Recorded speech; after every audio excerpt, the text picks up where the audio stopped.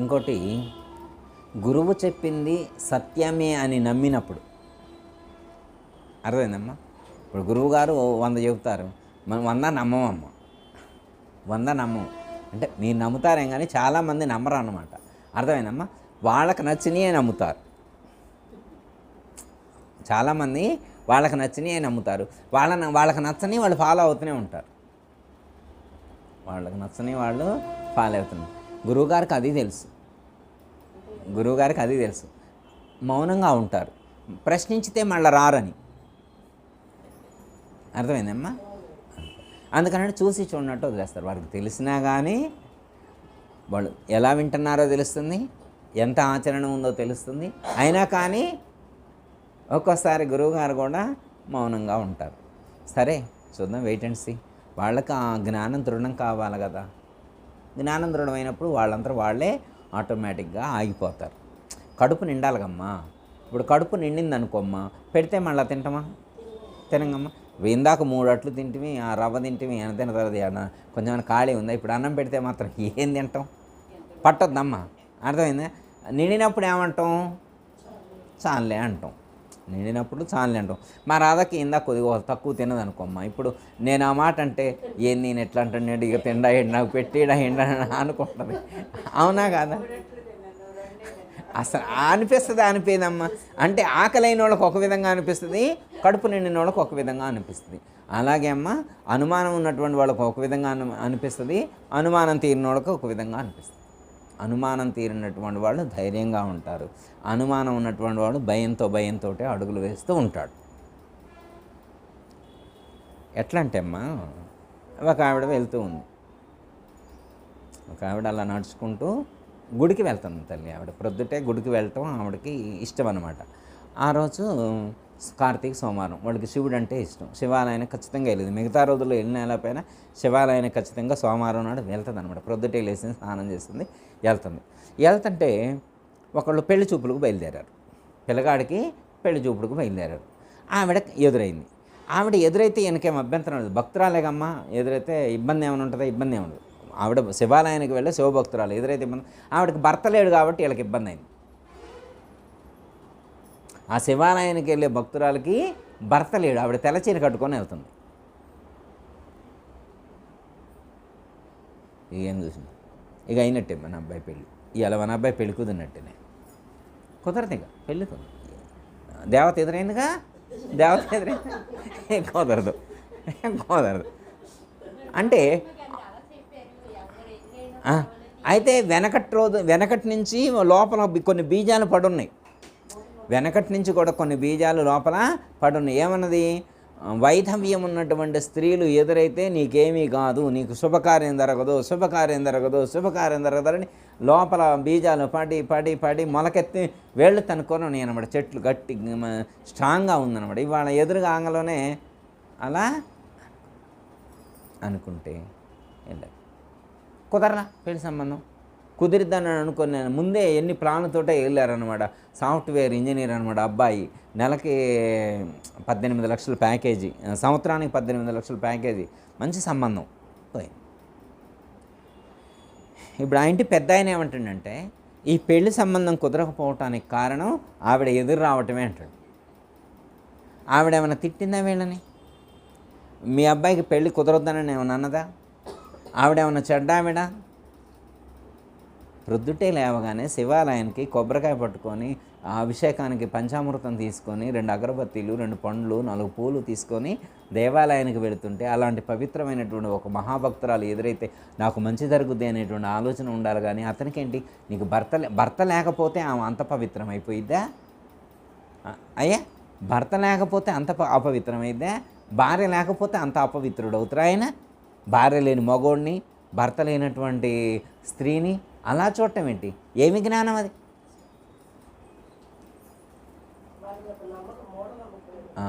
ఇప్పుడు మనం జ్ఞానం తెలుసుకున్నాం అనుకోమ్మా. మనం ఈరోజు ఇంత జ్ఞానం తెలుసుకున్నాం. మనం ఈరోజు ఇంత జ్ఞానం తెలుసుకుంటే దాన్ని రైట్ అంటామా, రాంగ్ అంటామా? రాంగ్ అంటాం. వాళ్ళ ఆలోచన తప్పు అంటాం కదా. ఆయన ఆలోచించిన విధానం తప్పు.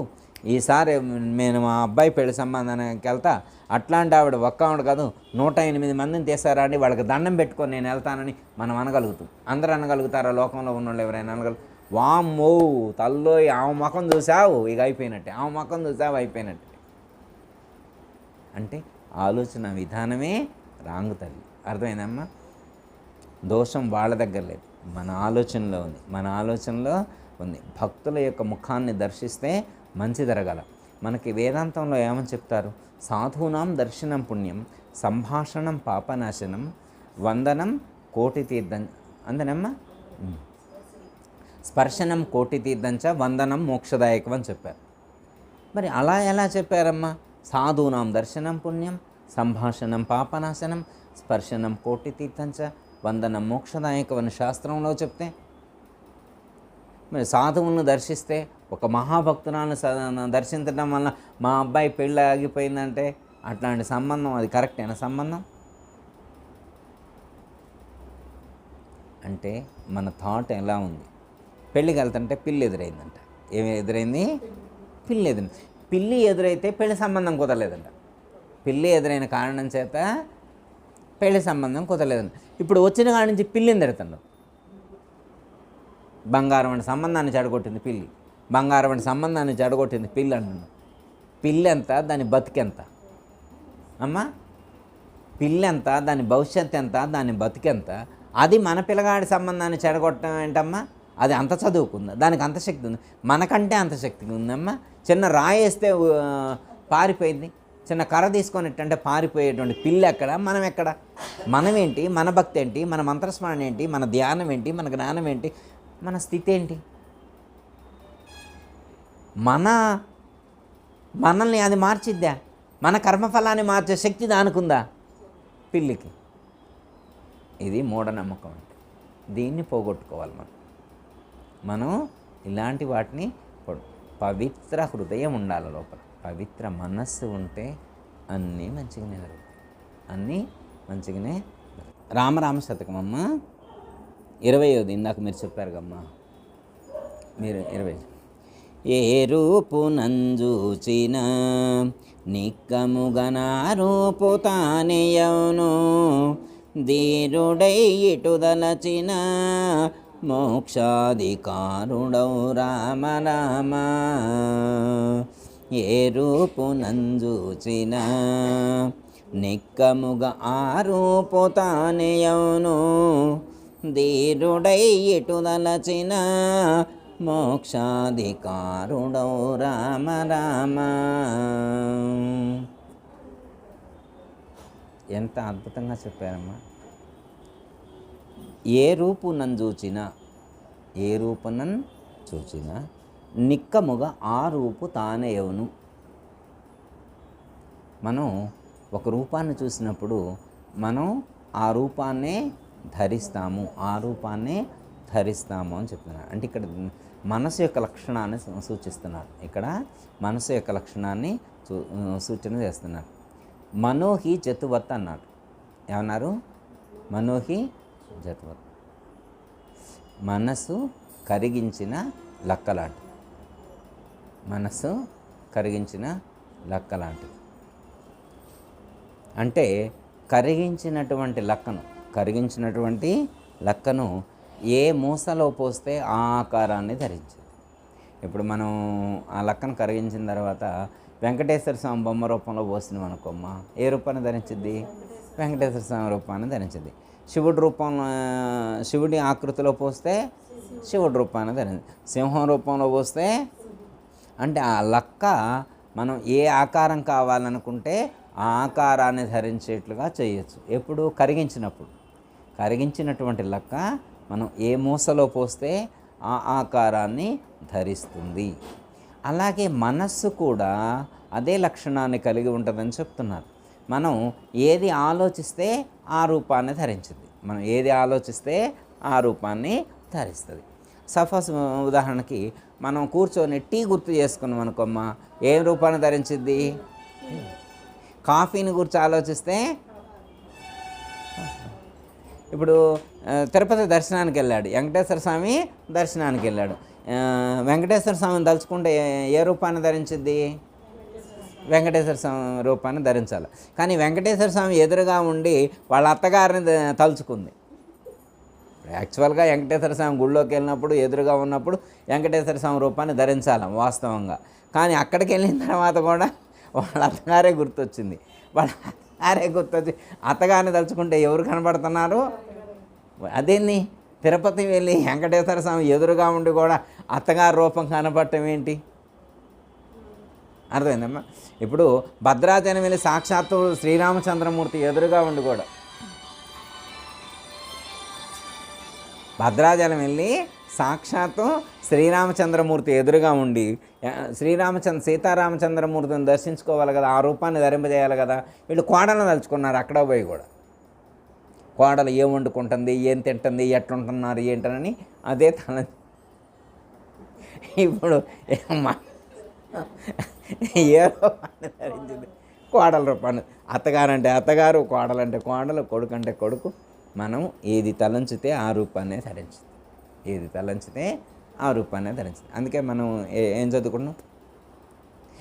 మనసే మీ రూపమాయేను సద్గురుదేవ, మనసే మీ రూపమాయేను, మనసే మీ రూపుదాల్చి మలినములేని దాయే, మనసే మీ రూపుదాల్చి మలినములేని దాయే, అనిలాము విడువక నేను మనమున వేడి కొలువ, అనిలాము విడువక నేను మనమున వేడి కొలువ, మనసే మీ రూపమాయేను సద్గురుదేవ, మనసే మీ రూపమాయేను,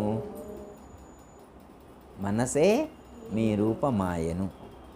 సద్గురుదేవ మనసే, మనసే మీ రూపుదాల్చి, మనసు మీ రూపుదాల్చి మలినము లేనిదైంది. మనసు ఎప్పుడైతే పరమాత్మ యొక్క స్వరూపాన్ని ధరిస్తుందో, తలంచుతుందో, పరమాత్మ యొక్క రూపాన్ని పొందుతుంది. ఎప్పుడైతే మనసు పరమాత్మ యొక్క రూపాన్ని పొందుతుందో అప్పుడు మలినాలన్నీ పోతాయి. దానికి ఉన్నటువంటి మనసుకు మలినాలన్నీ కూడా పోతాయి. అప్పుడు మనం ఏం చేయాలా? పరమాత్మ యొక్క రూపాన్ని ధరింపచేయాలి, పరమాత్మ యొక్క రూపాన్ని దర్శింపజేయాలి. రావణాసురుడు అనేకమైనటువంటి రకరకాల వేషాలు వేసుకొని అశోకవనంలో ఉన్నటువంటి సీతామాత దగ్గరకు వస్తూ ఉన్నాడు. ఆవిడ ఏ రూపంలో వచ్చినా గుర్తుపట్టేది. ఆవిడ ఏ రూపంలో వచ్చినా అని గుర్తుపట్టి నువ్వు రావణుడివే అని చెప్పేదన్నమాట. అయితే అప్పుడు ఏమంటారంటే, అయ్యా నువ్వు రాముడి రూపంలో వివిధ రూపాల్లో కాదు, నీవు రాముడి రూపంలో రావాలని అడిగారు. అమ్మ చేయగల అమ్మ నమస్కారం విని ఒక్క నిమిషం. అమ్మ చేయగల జయతల సద్గురు ప్రభు మహారాజు. ఎట్లా అంటే అమ్మ, అశోకవనంలో సీతామాత ఉంటుంది. రావణాసురుడు అనేకమైనటువంటి రూపాల్లో వచ్చి సీతాదేవిని ఇబ్బంది పెట్టాలని ప్రయత్నం చేస్తూ ఉంటాడు. అప్పుడు ఎవరో చెప్తారనమాట, మరి నువ్వు ఆ రూపం ఈ రూపం ధరించకుండా మరి డైరెక్ట్గా శ్రీరాముడి రూపాన్ని ధరించవచ్చు కదా, శ్రీరాముడి రూపాన్ని ధరించి వస్తే అప్పుడు కనుక్కోలేదు అమ్మవారు అని చెప్పి వాళ్ళు గైడ్ చేస్తారు. గైడ్ చేస్తే అప్పుడు అంటాడు, నేను ఏ రూపాన్నైనా ధరిస్తా తప్ప శ్రీరాముడి రూపాన్ని ధరించను. ఈ ప్రపంచంలో ఏ రూపాన్నైనా ధరిస్తా కానీ నేను శ్రీరాముడి రూపాన్ని ధరించను. ఎందుకు అని అంటారు. శ్రీరాముడి రూపాన్ని ఎప్పుడు ధరిస్తానో అప్పుడు నాలో ఉన్నటువంటి ఈ దుర్గుణాలన్నీ తొలగిపోతాయి, నా ఇంటెన్షన్ కోల్పోతా నేను. అందుకని నేను నా స్వలక్షణాన్ని నేను కోల్పోను, మళ్ళీ నేను మంచోడిని అయిపోతా. శ్రీరాముడి రూపాన్ని ఎప్పుడు ధరిస్తానో అప్పుడు నేను మంచోడిని అయిపోతా, అందుకని నేను ఆ రూపాన్ని ధరించను అంటాడు. అర్థమైందమ్మా? అంటే ఒక రూపాన్ని ఆలోచించినప్పుడు కలిగేటువంటి మార్పు, మనం ఏ రూపాన్ని దర్శిస్తే, ఏ రూపాన్ని గురించి ఆలోచిస్తే ఆ రూపాన్ని మన యొక్క మనసు ధరిస్తుంది. ఇక్కడ ఏంటంటే మనం ఏమనుకుంటున్నాం, మనసే మీ రూపమాయేను సద్గురుదేవ, మనసే మీ రూపమాయేను, మనసే మీరు పోదాల్చి మలినామో లేనిదాయి అనిలామో విడువక నేను మనము నా వేడి కొలువ మనసే మీరు పమాయేను సద్గురుదేవ మనసే మీరు పమాయేను.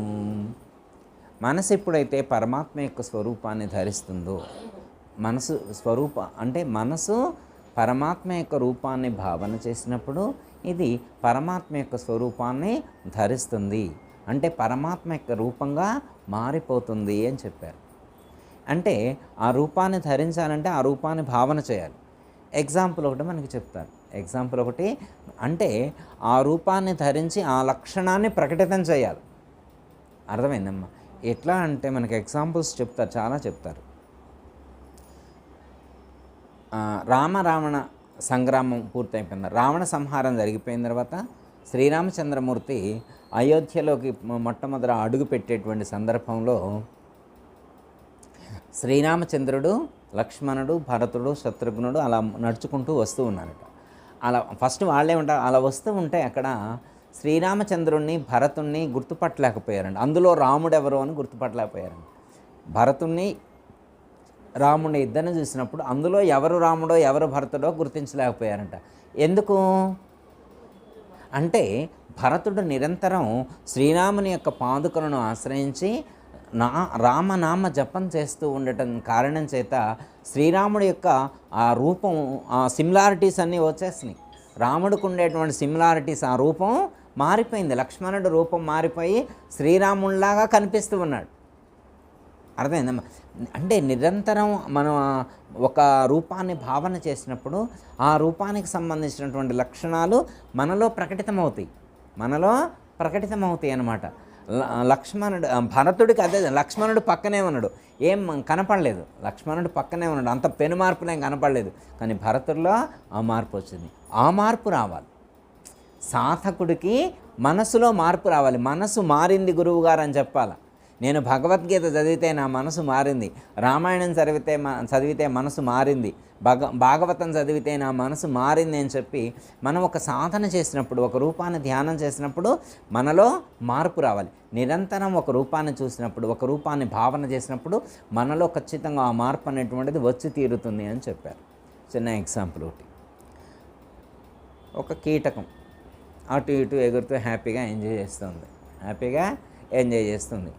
ఒక తుమ్మెద ఏం చేసిందంటే ఒక చెక్కకు ముందు హోల్ చేసింది, అది అటు ఇటు తిరుగుతుంది చూసింది.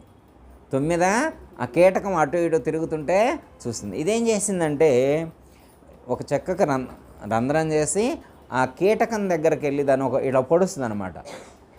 విపరీతమైనటువంటి బాధ ఆ కీటకానికి, దీనికి కొండిలాగా ఉంటుంది అనమాట. ఇలా పొడిస్తే విపరీతమైనటువంటి బాధ అన్నమాట దానికి, కీటకానికి. ఇక ఈ పొడవంగలోనే స్తంభించిపోయేది, ఆగిపోయేది. ఇక అప్పుడు కదిలింది అనుకో, మళ్ళీ ఒకసారి పొడిచిద్ది అనమాట. పొడిస్తే ఇక కదలకుండా ఉంటుంది. అప్పుడు ఏం చేసిందంటే కదలకుండా ఉన్నప్పుడు దాన్ని తీసుకొచ్చి ఆ రంధ్రంలో పెట్టి అది ఆ రంధ్రంలో పెట్టిన తర్వాత కదిలినప్పుడల్లా ఇది తిరుగుతుంది అనమాట. జుమ్ అనుకుంటూ తిరుగుతుంది. ఎక్కడ అది వచ్చి పొడుస్తుందో అనేటువంటి భావనకి అదే ధ్యాస, అదే ధ్యానం, అదే తపన, అదే ఆలోచనతో ఉంటుంది అనమాట. నిరంతరం అలా అలా అలా అలా అదే ధ్యాసలో ఉండి ఉండి ఉండి ఉండి కొన్ని రోజులైన తర్వాత అందులో నుంచి తుమ్మెదగా బయటకు వచ్చేసింది. అది ఒక పురుగుగా ఉన్నటువంటి ఒక పచ్చ పురుగు, ఒక కీటకం నిరంతరం తుమ్మెదను భావన చేయటం చేత, తుమ్మెద యొక్క ఆలోచనతో జీవించడం చేత తుమ్మెద రూపాన్ని సంతరించుకొని బయటకు వచ్చింది. ఎంత అద్భుతం సృష్టిలో! మరి అలాగే మనం కూడా నిరంతరం ఇక్కడ ఎవరిని భావన చేయమంటున్నారు? పరమాత్మ యొక్క స్వరూపాన్ని భావన చేయండి. ఎవరైతే పరమాత్మ యొక్క స్వరూపాన్ని భావన చేస్తారో వాళ్ళు పరమాత్మ యొక్క స్వరూపాన్ని పొందుతారు అని ఎంత క్లారిటీగా చెప్పారు కదా. మనం చేయాల్సిందండి పరమాత్మ యొక్క రూపాన్ని భావన చేయాలి. పరమాత్మ యొక్క రూపాన్ని భావన చేయాలి. మనకి చాలా ఎగ్జాంపుల్స్ చెప్పారమ్మా. ఒక ఎగ్జాంపుల్ గుర్తు చేస్తాను. బొగ్గు ఇందానే చెప్పుకున్నాం. బొగ్గు గురించి కూడా ఇందానే మనం నల్లగా ఉంటుంది అనుకున్నాం. ఎట్లుంటుంది? నల్లగా ఉంటుంది. ఒక ఆయన తీసపోయి దాన్ని నిప్పుల్లో వేసిండు. ఏం చేసిండు? నిప్పుల్లో వేసిండు. ఇప్పుడు నల్లగా ఉన్నది తెల్లగా తయారు కాదు, ఎర్రగైతే పోయి నల్లగా ఇప్పుడు నలుపు ఏమైనా కొద్దిగా ఏమైనా కనపడుతుందా? ఎందుకని? ఈ నల్లగా ఉన్నటువంటి బొగ్గు ఎప్పుడైతే అగ్నితో సంయోగం చేస్తుందో, అగ్నితో ఎప్పుడైతే సంయోగం చేస్తుందో దాని యొక్క పాత స్వరూపం, పాత స్వభావాన్ని కోల్పోయింది.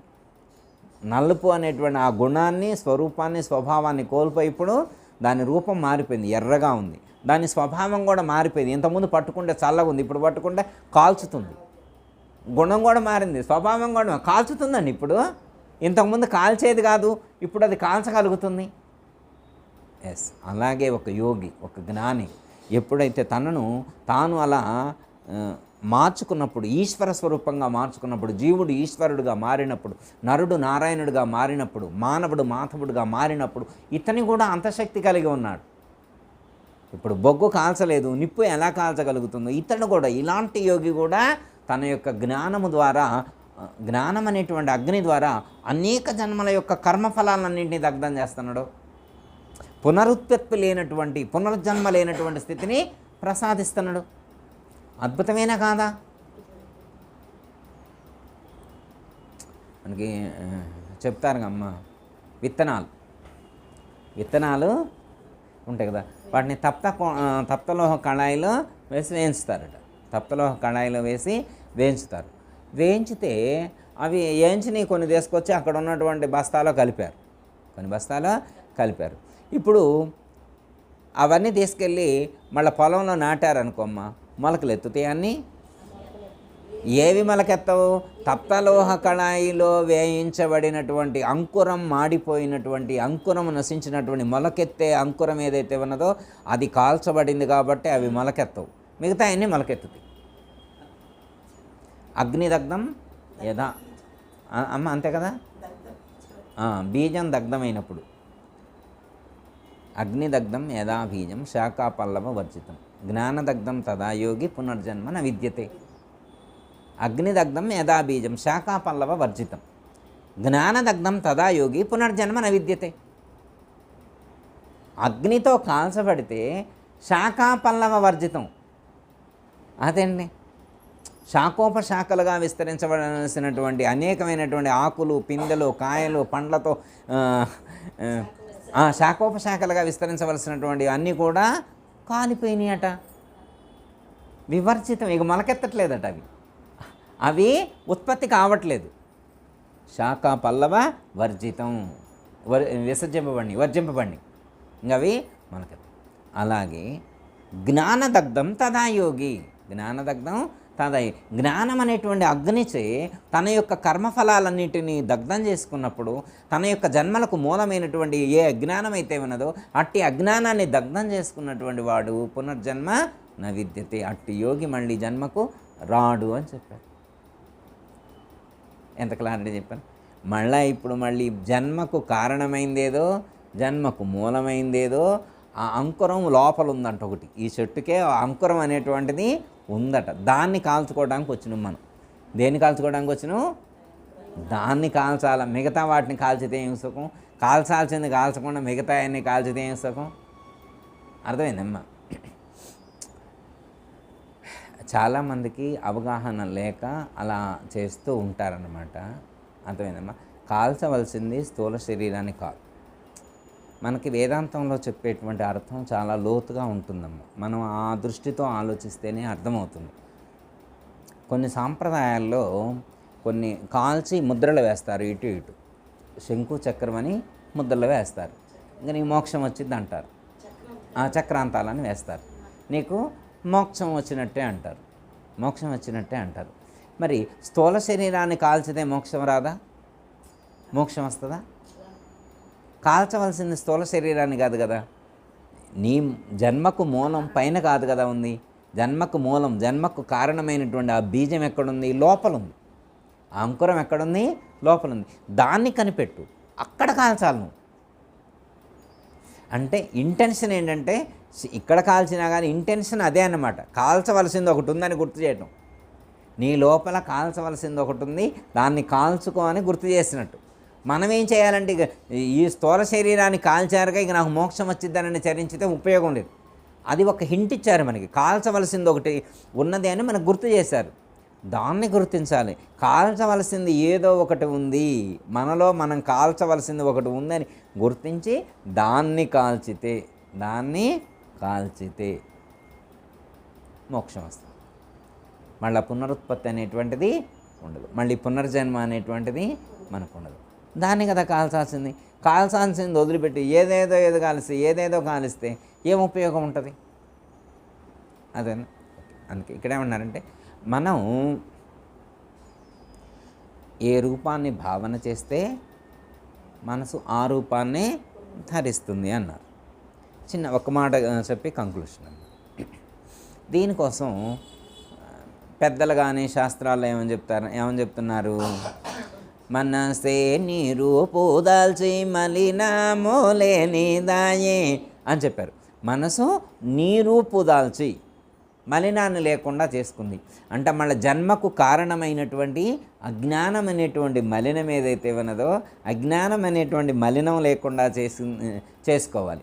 దేహ భావన అనేటువంటి, దేహము నేను అనుకునేటువంటి మాలిన్యం అంటే వేరే అది ఎట్లుంటుందో కాదు, దేహము నేను అనుకోవటమే మలినం, అజ్ఞానమే మలినం. అర్థమైందమ్మా? నీ రూపు దాల్చి మలినము లేనిదై మనసు మీ రూపు ధరించినప్పుడు ఈ శరీరానికి దేహము నేను అనేటువంటి మాలిన్యం కాలిపోవాలి, అజ్ఞానం అనేటువంటి మాలిన్యం కాలిపోవాలి కదా. మరి మన థాట్ ఏంటి, మన లక్ష్యం ఏంటి? అజ్ఞానం అనేటువంటి మాలిన్యాన్ని కాల్చుకోవాలి, దేహం నేననేటువంటి దాన్ని కాల్చుకోవాలి. ఇది కాలాలంటే ఏం చేయాలా? పరమాత్మ నీ రూపు దాల్చి అంటే ఏదో ఒక రూపాన్ని చూడమంటున్నారు. నీ రూపు దాల్చి అన్నారు. ఏ రూపమ్మా?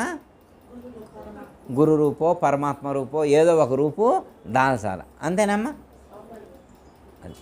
ఆ రూపు దాల్చనంత వరకు, ఆ రూపం దర్శనం కానంత వరకు ముక్తి లేదు.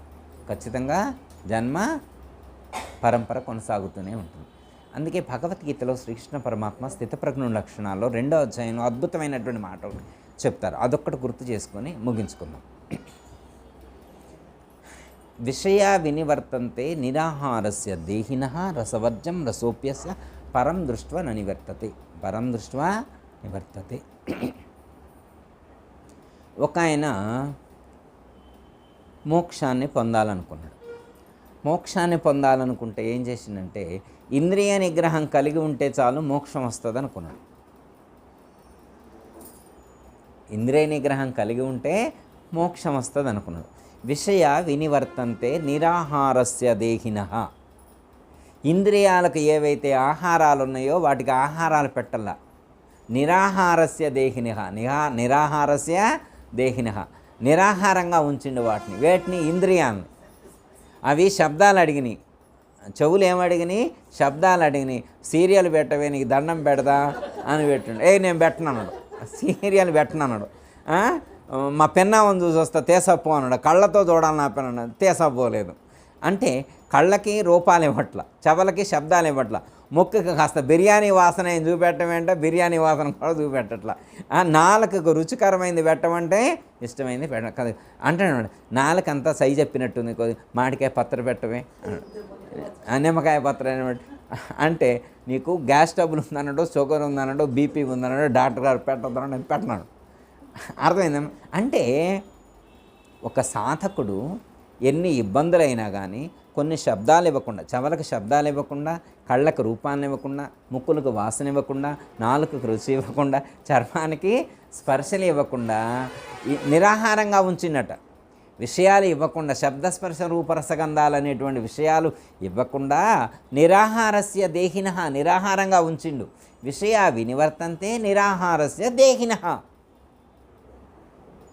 రసవర్జం రసోప్యస్య పరం దృష్ట్వా నివర్తతే.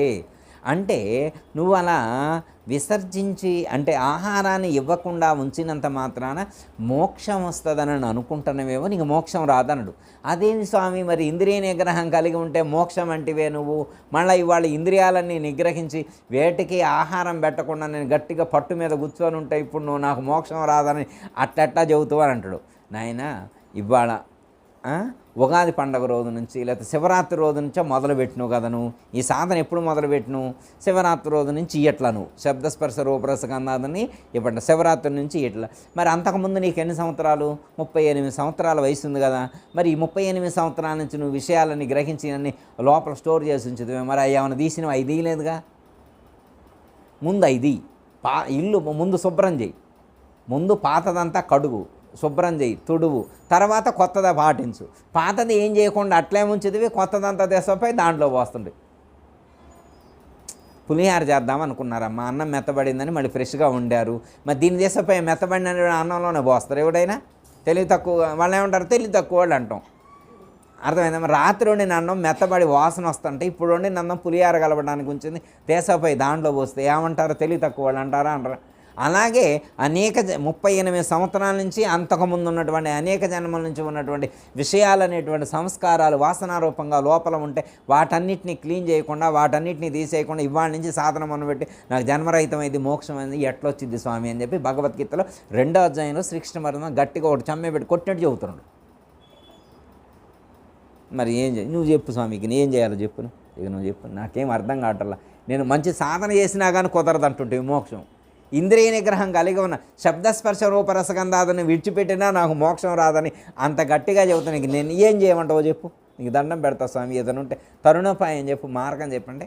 ఒకటే చెప్పు, పరం దృష్ట్వా నివర్తతే. పరమాత్మను దర్శించకుండా నీకు మోక్షం రాదు.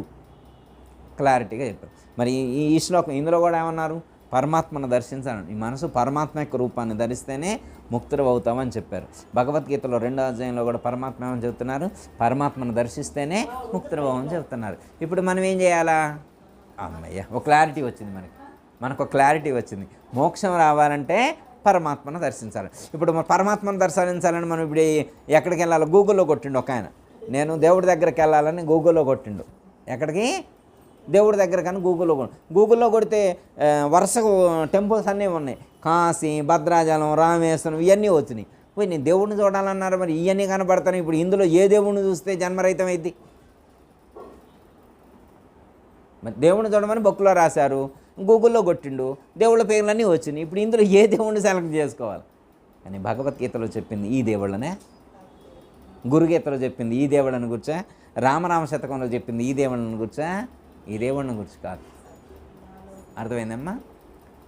ఇక్కడ చెప్పింది ఏంటంటే ఆత్మ చైతన్యాన్ని గురించి, ఆత్మదేవుని గురించి చెప్పారు. ఏ దేవుని గురించి? ఆత్మదేవుని గురించి చెప్పారు. ఆత్మదేవుణ్ణి దర్శించాలి. ఆత్మదేవుడిని దర్శించాలి. ఎక్కడున్నాడు ఆత్మదేవుడు? నీలోనే ఉన్నాడు, నాలోనూ ఉన్నాడు. సమస్త ప్రాణులన్నింటి యందు కూడా చరాచర జగత్తునంతటా అనుస్యూతమై వ్యాపించి ఉన్నాడు. అబ్బా, ఎంత అద్భుతంగా చెప్పాడు. పరమాత్మ ఎక్కడున్నాడు అంటున్నారు? అంతటా ఉన్నాడు అంటున్నారు. ఇందులో ఉన్నాడా? నిజంగా చెప్పండి, ఇందులో ఉన్నాడా? ఇప్పుడు ఇందులో దర్శిస్తే జన్మరహితం అయితే మనకి. నేను అన్నది ఏంటంటే ఇందులో దేవుడు ఉన్నాడని చెప్పారు, ఇందులో దేవుడు ఉన్నాడని చెప్పారు. ఇందులో దేవుడు ఉంటే దీన్ని దర్శిస్తే జన్మరహితమైద్దా? ఇప్పుడు దేవుణ్ణి చూడాలన్నారు. దేవుణ్ణి చూడాలనగా ఎమ్మటే కళ్ళు మూసుకోండి. దేవుణ్ణి చూడము కళ్ళు మూసుకో అంటే దేవుడు ఇప్పుడు లోపల ఉన్నాడా బయట ఉన్నాడా? అంటే దేవుడు ఇప్పుడు కళ్ళు తెరిస్తే కనిపించేదంతా దైవం కాదా? మరి కళ్ళు తెరిస్తే కనిపించేదంతా దైవమే అయితే సమస్తం చరాచర జగత్తునంతటా పరమాత్మ అనుస్యూతమే వ్యాపించి ఉన్నాడు అనేటువంటి జ్ఞానం మనకు దృఢమైతే మళ్ళీ నువ్వు కళ్ళు మూయాల్సిన అవసరం ఏముంది దైవాన్ని చూడటానికి? అంటే దైవాన్ని చూడాలని కళ్ళు మూసినవంటే ఏంటి అర్థం? ఈ కనిపించే జగత్తులో దైవం లేడనేగా అర్థం. ఈ కనిపించే జగత్తులో దైవాన్ని చూడలేకపోతున్నామనేగా అర్థం. ఇది జ్ఞానం దృఢం కావటం అంటే. అర్థమైందమ్మా? కళ్ళు మూసుకొని మాత్రమే దైవాన్ని చూసేటువంటి వాడు కళ్ళు తెరిస్తే దైవానికి దూరం అవుతాడు. కళ్ళు మూసుకొని దైవాన్ని చూడటానికి అలవాటు పడినటువంటి మనిషి ఏమవుతాడు? కళ్ళు తెరిస్తే దైవానికి దూరం అవుతాడు. అందుకే మన గురువుగారు ఏమని చెప్పారంటే కళ్ళు తెరిచినా కళ్ళు మూసినా నువ్వు దైవానికి దూరం కాకుండా ఉండాలి, దైవానికి దగ్గరగా ఉండాలి, దైవమే అయి ఉండాలి. కళ్ళు మూసినా కళ్ళు తెరిచినా దైవమే కనిపించాలి నీకు. అబ్బా, ఎంత గొప్ప మాట! అప్పుడు దైవాన్ని చూడటానికి కళ్ళు మూయాల్సిన అవసరం లేదే. అదే చరాచర జగత్తునంతటా దైవాన్ని మనం దర్శించాలి. అలా దర్శించినప్పుడు అమ్మ, అలా దర్శించినప్పుడు ఇంకా మనకి ఇంకా భేదం ఏముంటుందమ్మా? అంతటా దైవమే కనిపిస్తూ ఉన్నప్పుడు ఇంకా భేదానికి ఆస్కారం ఉంటుందా? కోపం ఉంటుందా? బాధ ఉంటుందా? దుఃఖం ఉంటుందా? ఏమేమి? అంతటా దైవాన్ని చూసినప్పుడు నేను కూడా దైవమే అవుతా. అంతటా దైవం కనిపించినప్పుడు నేను కూడా దైవమే అవుతా. ఇప్పుడు గ్రీన్ కలర్ స్పెట్స్ పెట్టుకున్నారు, గ్రీన్ కలరు స్పెట్స్ పెట్టుకొని చూశారు. ఇప్పుడు అందరూ ఒకే విధంగా కనపడతారా? నేనేమన్నా ఎర్ర కనపడతానా? అందరికీ గ్రీన్ కలర్లో కనపడ్డప్పుడు నేను కూడా గురువుగారు కూడా గ్రీన్గానే కనపడతారా? భలేగా ఉంది. గ్రీన్ కలర్ పెట్టుకుంటే గ్రీన్గా కనిపిస్తారు, ఎల్లో కలర్ పెట్టుకుంటే ఎల్లో కలర్గా కనిపిస్తారు, రెడ్ కలర్ పెట్టుకుంటే రెడ్గా కనిపిస్తారు. అలాగే ఇక్కడ మన గురువుగారు ఏమని చెప్తున్నారు? ఆత్మజ్ఞానం అనే కళ్ళజోడు పెట్టుకుంటే, ఏ కళ్ళజోడు? ఆత్మజ్ఞానం అనే కళ్ళజోడు పెట్టుకుంటే సర్వములో ఆత్మస్వరూపమే కనిపిస్తుంది. సర్వములో ఆత్మను దర్శించినటువంటి యోగికి దేహ భ్రాంతి ఉండదు, దేహి భ్రాంతి ఉండదు, దేవతా భ్రాంతి కూడా ఉండదు. దేహము, దేహి, దేవత అనేటువంటి భ్రాంతులు ఉడిగినటువంటి వాడికి సర్వంలో ఒకే స్వరూపాన్ని అనుభూతి చెందినటువంటి యోగికి పునర్జన్మ ఉండదు, కర్మ ఉండదు, సంకల్పం. ఎందుకంటే దేహభావన కూడా లేదుగా అమ్మ. నేను నాది అనేటువంటి అహంకార మమకారాలు కూడా లేవు కాబట్టి ఖచ్చితంగా అతనికి జన్మరహితం అయి తీరుతుంది. అందులో ఏమాత్రం కూడా సందేహం లేదు. ఇక్కడ ఏమని చెప్తున్నారు? అదే కదా, నీ రూపు నంజూచిన నిక్కముగా నా రూపు తానేయవును, ధీరుడై ఎటులదలచి మోక్షాధికారుడవు రామ రామ. మోక్షాధికారుడు రావాలంటే ఆ రూపాన్ని తలంచాలి, ఆ రూపాన్ని చూడాలి. ఆ రూపాన్ని తలంచితే ఆ రూపమే కనిపిస్తుంది, ఆ రూపమే కనిపిస్తుంది. ఎక్కడ? నాకు లోపల, నాకు బయట, అంతటా ఆ రూపమే దర్శిస్తుంది. ఇంకా ఒకే రూపం అంతటా వ్యాపించి అంతటా దర్శనమిస్తూ ఉన్నప్పుడు ఇంకా భేదం ఎందుకు ఉంటుందమ్మా? ఇంకా భేదానికి ఏమన్నా ఆస్కారం ఉంటుందా? తావుంటుందా? ఏమీ ఉండదు. సంశయరహితం, సందేహరహితం, అనుమానరహితం.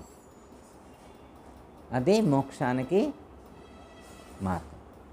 కాబట్టి మనందరం కూడా ఆ భావంతో సర్వత్రా దైవాన్ని చూడాలంటే కళ్ళు మూసుకొని కాకుండా కళ్ళు తెరిచి కూడా చూడవచ్చు అనేటువంటి జ్ఞానంతో అంతటా దర్శించేటువంటి స్థాయికి మనం ఎదగాలగా, అంత స్థాయికి ఎదగాలి కదా. ఇప్పుడు కళ్ళు మూసుకొని చూడటమే మనకు వచ్చిందనుకో అమ్మ, కొన్ని రోజులు చేయంగా కళ్ళు తెరిచిన తర్వాత కూడా చూడగలగాలి. మనకి త్రాటకం అని చెప్తారు, విన్నారమ్మా? త్రాటకం, బాహ్య త్రాటకం, అంతర త్రాటకం అని చెప్తారు యోగ సాంప్రదాయంలో. బాహ్య త్రాటకం అంటే బాహ్యంగా ఒక దీపం పెడతారు, లేకపోతే ఒక విగ్రహం పెడతారు, ఒక ఇమేజ్, ఏదో ఒకటి సమ్మాఫ్ ఒక ఇమేజ్ పెట్టి దాన్నే చూస్తూ ఉండంటారు. దాన్నే చూస్తూ ఉంటారు. కొన్ని రోజులు వరుసగా ఒక 10 రోజులు 15 రోజులు దాన్నే చూపిస్తారు. చూపించిన తర్వాత 15 రోజులు అయిన తర్వాత మళ్ళీ కళ్ళు మూసుకోమంటారు. ఫస్ట్ ఇలా చూస్తారు, చూసిన తర్వాత మళ్ళీ కళ్ళు మూసుకొని అదే రూపాన్ని భావన చేయంటారు. అదే రూపాన్ని భావన చేసినప్పుడు అక్కడ ఇమేజ్ శివలింగం పెట్టారనుకో, మా శివలింగానికి ఏ ఫ్లవర్స్ పెట్టారా గుర్తుకొస్తున్నాయా అని అడుగుతారు. గులాబీ గుర్తుకొస్తుందా అని అడుగుతారు, మల్లెపూలు గుర్తొస్తున్నాయా అని అడుగుతారు, గంధం గుర్తుకొస్తుందా అని అడుగుతారు. అంటే అవన్నీ ఆయన విజువలైజేషన్లో కనిపించాలన్నమాట. కళ్ళు తెరిచి చూసినప్పుడు ఏ రూపం అయితే కనిపించిందో కళ్ళు మూసుకున్నప్పుడు కూడా అదే రూపం కనిపించాలి. అంటే ఫస్ట్ బాహ్య త్రాటకం అంటారు, అంటే కళ్ళు తెరిచి చూడటం. తర్వాత కళ్ళు మూసుకున్న తర్వాత కూడా అదే రూపం కనిపించాలి, దీన్ని అంతర త్రాటకం అన్నారు.